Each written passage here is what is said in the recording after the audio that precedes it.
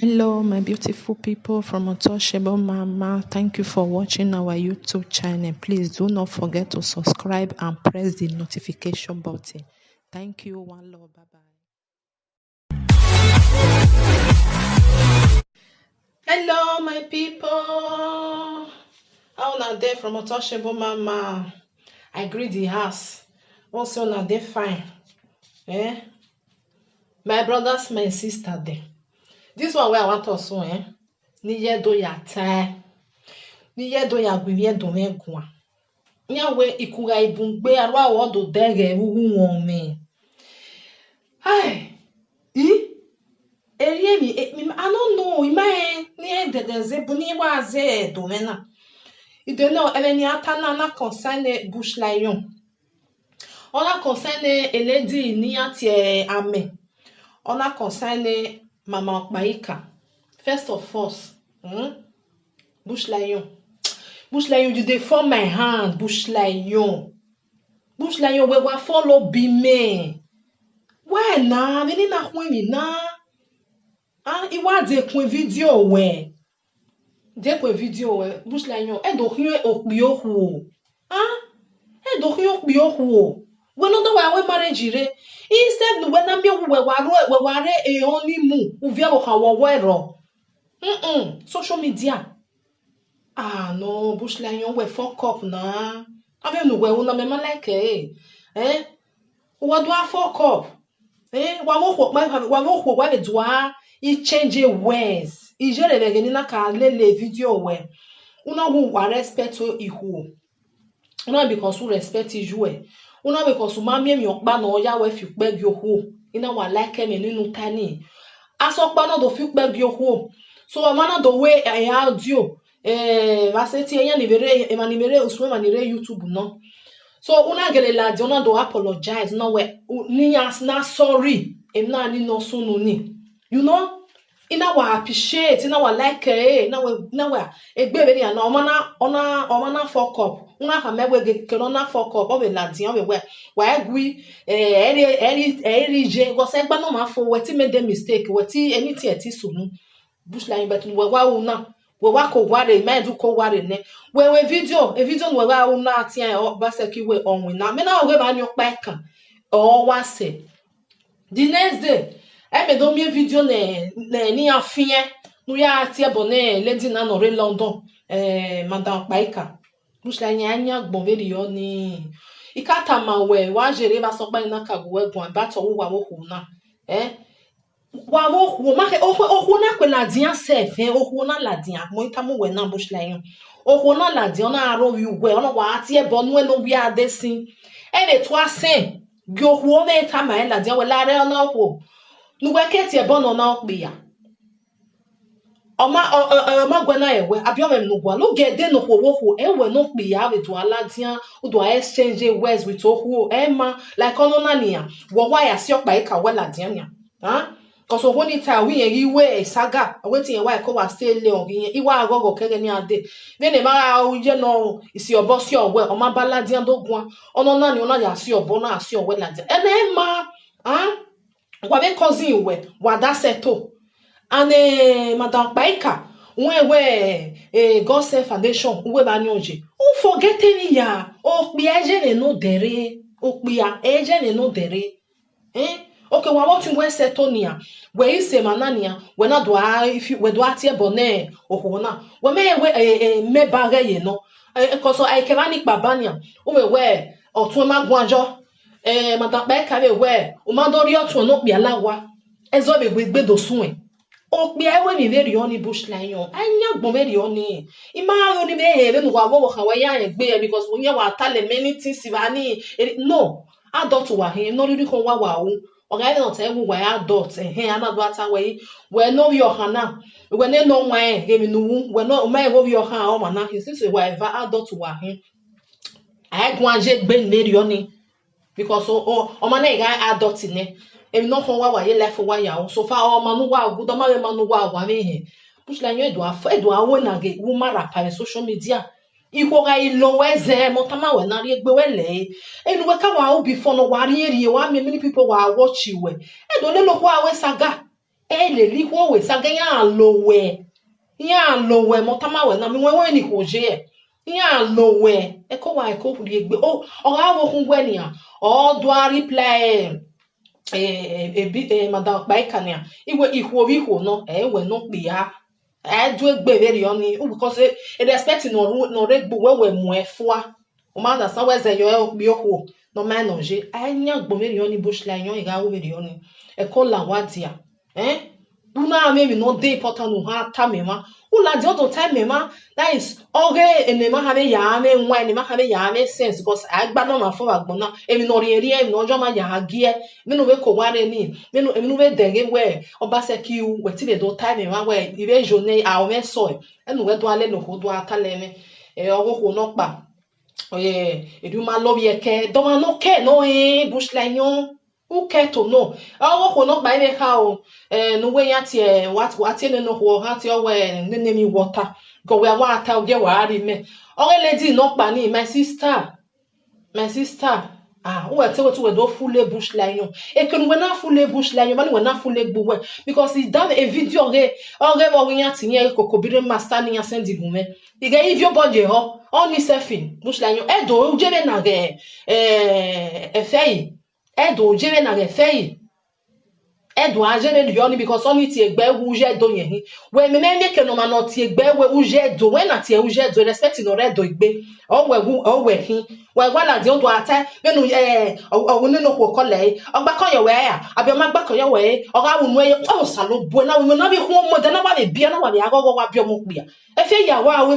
mi sogben so we ti egbu we uje do we na ti uje do uji no redo egbe o we ti egbu we we ri oni okwoni na le ata me 4 days ogbe wo do yin ma sister we egbu we gboto ni do aru we na fe ya agwe we do ta we ti we no me bush lion gboto e ko we na me bush lion gboto na ni we na me egbu we gboto because egen wa wa na ya aria miliki fe danger do wa wo do wa ma wo o ma ro pa ma re ba ni den wa do ata ba zagba wa me egbu wa gboto ado o si e wa ni ho na no wa we gbe be yan na wa si e ni pe so na respect ho wa si e emu wa unele ado ata eri oya we be yan na eri o ma ya we be yan the respect nu we na ri enu we the respect nu we na ri enu oni ohu ai ke ba ni pa ni awu we God Send Foundation oji be ge yin ya pa ni yan wo ke yan ni ru we ba ni eri yan je wo every rubbish na wa ni agbere yin we de ku ebe mu wa o ma no meja no je ho ya ho ekwe mu ewe wa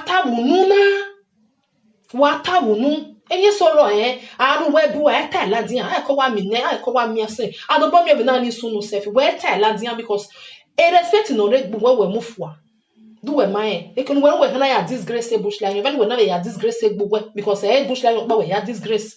egbu we ya disgrace ima oni la we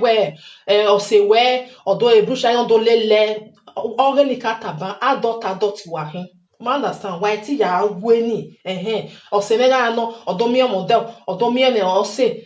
adult wa hin better than wadwa na bi ka na here ado akole ave presenter mwejo even na ya sunu na ya sunu agi no gwata egen wana adu ma ba mare ba ni ba na mi eni awe e fagi la wa gbe ne wadwa ta lo bazagba avili na wa do na wa adu wa e salobua wa o to wa disgrace ma be that is wa do disgrace ya do disgrace o ma na ma bi wa family wo wa nya wunyi wo mo po na ta yo ve ilawo de o tabe no je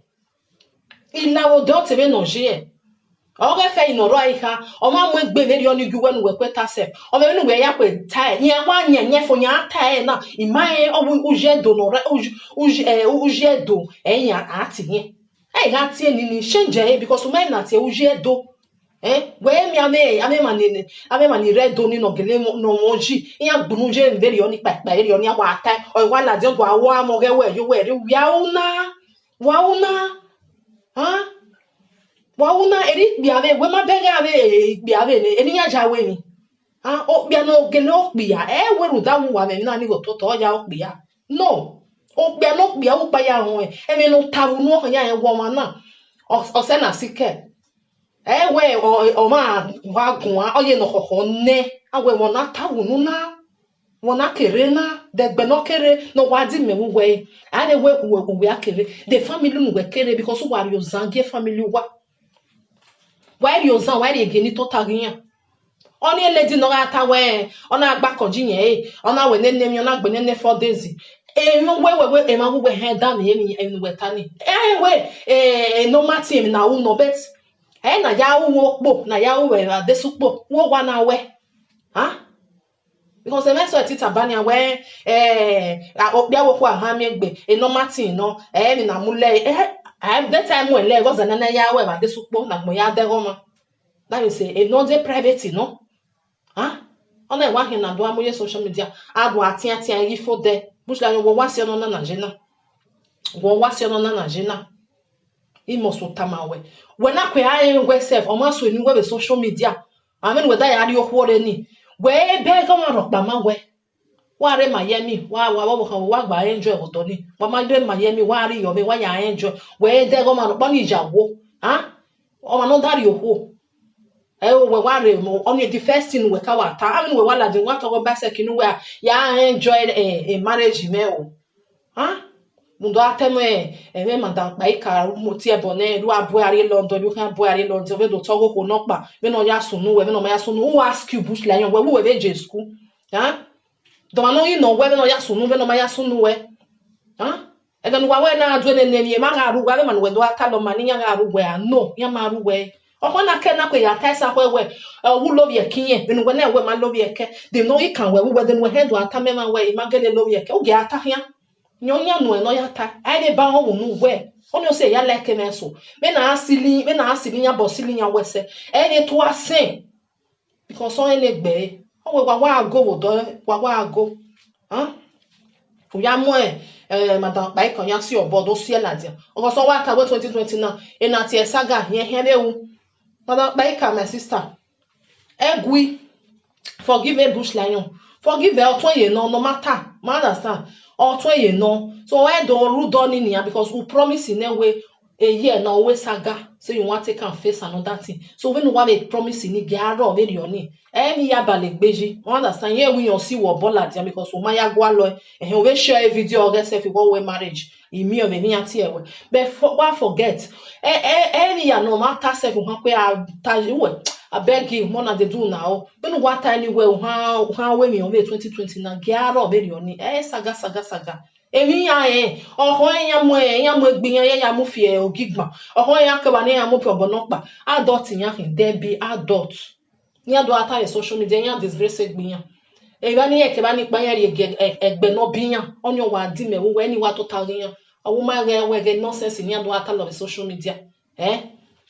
Okoni do ata ri on ya we nene mi ri o ma we no pa. Ehwe mu we mu we tegbe ri oni ehwe mu we do down we no pe ya hu we. Wani hu na no wa take ba be ni ate no wa si eni pe so na respect hu o si e fe na respect hu igba bi hu na no wa gun na o si eni fe na respect hu because hu so be si ni bia na me we bia respect hu because nya do ja o pa ya agbo ya we they are all the same we are not the same that don't get a class of it agbo ya de opa ato ihu ya opa wọ́n wà mí hù so ọ̀ìwá àwọn ènìyàn mẹ́rin ọwọ́ agbónújọ́ gbòyìn lóko omi ọwọ́ ata nínú mi wẹ̀ respect wẹ̀ náà àti respect very respect kéré very ejú wẹ̀ ìyẹn bí wọ́n ni nínú ọwọ́ yà láyà ní orí àwọn yà ta so abíhù náà my sister lady nínú ọkọlẹ̀ ẹ̀fẹ́ yìí uwe wa disgrace gbuwe efe ideba ho no ve do rovio o abi wo se we no ni wa go ni awe bushla yan we na ninu me eri o manje eni no pa de me mai wa ti gbewe respect no re do we ti gbuwe uje do na we na ti uje do ma not data we yan uji no re do igbe when we je we uji no re do igbe because someone no wa go we game no ta salobua do that wani no mani agbiyen yen ebi edo because uji no redo gbe egwe we ato ja change nini abehave say fe bright abehave say because unyi say ato kokobiri master wo da fe ihwe do ya me ya le no ya mare yan ya enu do muje bani a u se o ma nyi se a bi pe are yan bi evi no ya bi evi na o bia na egwi aso ni we ara mi eja we fe ime mi gbere ri oni de ni ke alele emi ati ehian re social media ime mi o emi gbere ri oni ono do gba mi yan ho ime mi o egwi my brother gi so ni we mana because yan we omo awe mi esi o keke na ta ime mi o one day ni ke alele social media but o re fe yi e ma boy ma we huh? All these things now, is the truth. And you say, what ye be we ujedo, uve na genate ujedo, do my enemy change ma do my enemy u change when you measure. Mo abada bidi o mejo we uji no red gbe we when na uji no red gbe mo na bele me ya gwa me no we jawo o mi wie do gbas o to asenya I dey wa waje so na uji no red wa gbe we uji no red gbe uji no red gbe at all because who say the video ni afia ni ari egu me wa watch na we me na ho mi e fei me na ho mi adopo me weta we elu enwa Ove lo enwe. Ote na keke na mi wa ngo na amezo se for men we ya gun ajo en we do ata we. Ne mi pekuso. Na we ge ne mi nekere. Ne mi nokpa. Bo ya ala na we he. O ma ya ala no we he. We ho ni be otedo. Mi ya ate gbe veri oni otedo. Ha? Why wa ata I we san lo bua. Abi ara we bo be sie ne. Ate be sie ne. Sie ne because me ke ara we bo masi me. Ya ha tell you no bia mo ho me I o me be ne ya tai wa must understand na wa mu no wa mojo pata wa mojo me na kokko ne ha my brothers my sister wala wo abi ho ni ro wala wo wa gibia no cause rudu wa so ni ho bia na respect ho bia na respect ho and if no respect ho ni very sorry wo hani ari respect no wo kan we because ma say ti bia me no ho tama we wo wala de wa wo gbadun alege wo ho wala de wa do alege awure ya ke ba we wo marapa ami we fo we no bia ni so bush lion my brother because many why I like you we because wa zedo iwe o ma ho North America for many years do why ye clear anyway I like you because so yan America sweet yan is we are zedo menya se fi yan reply we oje boy reply we o say why I like you no wa zedo ni edo no wa ze wa clear why I like you so wa continue we you need to wa do alade on no do mama emi do no ajo wa ya joke good see who I understand see who I o na de fi pe ju we say wa o ma dege omo gbo ka me we then na mo ho wa then na mo ho igwo ho ogun wa forget very you no we do aladian edu wa maya meet edu wa ya we name who can ask you come be like woman who do ye na eni mati e fe mi na when at e fe mi na ya time o dai say ohu no wa mi ho ne gbe kan ni o piriri unu egwe parara na wo ne unu egwe mati e fe mi na bi ta no tie we owo bia ne fe mi na unu egwe e mo break so I do aladian no do go ho type me ho aladian na we do la aladian dem no pa don't do that mo kan we ari oni mu wa ya enjoy egbo emi no je we uze iri maria manani dota ma wewe agi onu mo ho ni agi onu no ehun agi onu so mo kan we no I maria mani dota ni because o ma na ehin no why when una igbera 18 years in you are free to do what you like with your life but ona mi we wa ore down no we wa go ma push we jo o ma ti le la de o ya verse we na ma gbege din o na o mu we o no push we ye mi down but ono na nia we obia we ho ya mare be no ho wo ya mi e lady na e be no ma ho wo ya mi o I don't care but do go ho type me do go ho gbagba me social media so mama paika mama a promise no one promise ni wari o welele don't we saga nokba because I see one of your video what I we bush lion of year now forget he's still your brother what forget man since okay we ya promise say fancy when people like you people love you or promise in we make a saga say you are now new Okpaika. So may you be that new Okpaika. Every year how we are aware consider it happen, why not happen mostly because it be respect oma. Yeah, respect oma. So my brothers and sisters, on a one any water because one mu na we bush lion. Wa jo, wa dere. Now we need to know where. Iwa mi because na do mi oge kokobiri master by na we na ebe ma na hu we ya kole fe yi fe we ya kole fe yi no ya sunu we no ma ya sunu we e ba nu we na wa gbeki e fe ide ba kwa no do disgrace we e fe we ha e fe we ha o de no do mu we ro vie e fe change character no many e ma ato e ga ewetu ya de famous ya gwale ma no do a watch we is very bad ma veni meje me na mi we ya ge we one kind because e me no talade wo no me ma like e at all ma and try no respect who I respect who no ya we bo ma ya we no pa new thing we no me bet o me na ya ta wa gbonu jo patapata be na ge mi ati ni ma ni ya wa gbonu jo because when me je me meti watch e ati o we a program we then no man send ke na fia ni nya na send there he watch it because he give me anything tama me ri mi do pa me le brain meti watch e wa to te wa watch a program e fe dia imi ni ma mi wu ya watch mi ati e dramedo and no give all my sense say hey ya watch e pick you we na do aka lo ni I wa ke ba ni pa awa ogun ani ha no I no me like egbe very oni so bush lion my brother la wo ime do imi we me do ege ma do gui because when we are do asu e ba no na do asili ni o lele hu mi ave gu we guan because imo so gu we guan he kan wa ge we e do asili ni o lele hu oku awata we eri wa wi yen e le to asen e unu o ya tai yom do mo gbe gboto o si no oju no ya ta ba ni eri ma wo eri ya sunu ama no na me because e wa we na aku nobody know him no ga sunu gi ya ta here so my brothers and sisters say me kere when you want zenge wata ni wa mi the video o tale na we bi na fun mi iri evo me na iya gbejegbe so wa ni kono wa o anyhow wa lawo go wa gi gbe do aja wo pa ya ka gbon ya we all of them are the same we are not the same because if when you so who or see any gbe na respect who me if so awe mi so we do anu egbu we o pa ya wa kwefin mo so na ebe na mi we wa go ma mi o se we no because we ya stay ne why la di on do atemi no ya so no gbe 4 days wo wa we e di o we ne ne mi ma we no pa who keep pay for yourself keep pay for yourself I beg my brothers and sisters me kere when you water now because I tell na ya we mi gbe so ya ye ko ya mu ma ya ye ko ya mu